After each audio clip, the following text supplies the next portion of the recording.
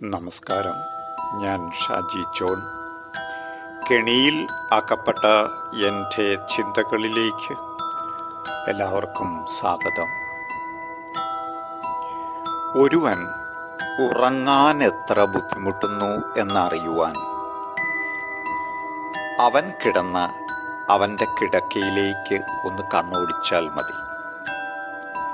ഒരുവൻ്റെ കിടക്ക പറയും അവൻ്റെ ഉറക്കത്തിനു വേണ്ടിയുള്ള പോരാട്ടം. ഉറക്കം വരാതെ പലവട്ടം തിരിഞ്ഞും മറിഞ്ഞും കിടന്നതുകൊണ്ട് അവൻ്റെ കിടക്ക അപ്പാടെ അലങ്കോലപ്പെട്ടിരിക്കാം. ഒരുവൻ്റെ ആശ്രിതരുടെ അഭിവൃദ്ധിയോ പട്ടിണിയോ അവൻ നയിച്ച യഥാർത്ഥ ജീവിതത്തിൻ്റെ നേർക്കാഴ്ചയാണ്. ഒരാളുടെ സ്വഭാവം അറിയണമെങ്കിൽ അയാളുടെ ഫ്രണ്ട്സ് സർക്കിൾ ഒന്ന് നോക്കിയാൽ മതി. നല്ല ആളുകൾ നല്ല കൂട്ടുകാരുമായി ചങ്ങാത്തമുണ്ടാക്കുമ്പോൾ മോശം ആളുകൾ മോശം ആൾക്കാരുമായി ചങ്ങാത്തമുണ്ടാക്കുന്നു. കള്ളു കുടിക്കുന്നവർ അതിഷ്ടമുള്ളവരുടെ സർക്കിൾ കാത്തു സൂക്ഷിക്കുന്നു. മയക്കുമരുന്ന് ഉപയോഗിക്കുന്നവർ അത് ഉപയോഗിക്കുന്നവരുടെ സർക്കിൾ കാത്തു സൂക്ഷിക്കുന്നു. പ്രാർത്ഥനയിൽ വിശ്വാസമുള്ളവർ അതിൽ വ്യാപൃതരായവരുടെ സർക്കിൾ കാത്തു സൂക്ഷിക്കുന്നു.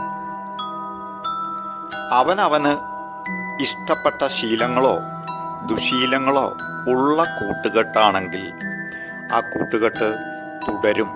അല്ലെങ്കിൽ പതുക്കെ പതുക്കെ ആ കൂട്ടുകെട്ടിൽ നിന്ന് അവൻ പിൻവാങ്ങും. നല്ലവരായ മാതാപിതാക്കളുടെ കുട്ടികളും നല്ലവർ ആകുവാനാണ് സാധ്യത.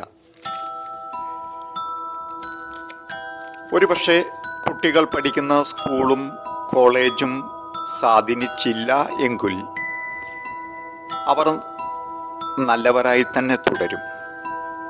പഠിക്കുന്ന വിദ്യാഭ്യാസ സ്ഥാപനവും പുതിയ ചുറ്റുപാടും ഒരാളെ മാറ്റിമറിക്കാനും സാധ്യതയുണ്ട്. പണക്കാർ ഉള്ളിടത്തെ പട്ടിണി പാവങ്ങൾ ധാരാളമായി ഉണ്ടാകൂ. വിജയികളായ ജനങ്ങൾ ഉള്ള രാജ്യത്ത് ജനങ്ങൾ വളരെ കഠിനാധ്വാനികളായിരിക്കും. അഴിമതി കുറഞ്ഞ രാജ്യത്ത് ജനങ്ങൾ വിദ്യാസമ്പന്നരായിരിക്കും.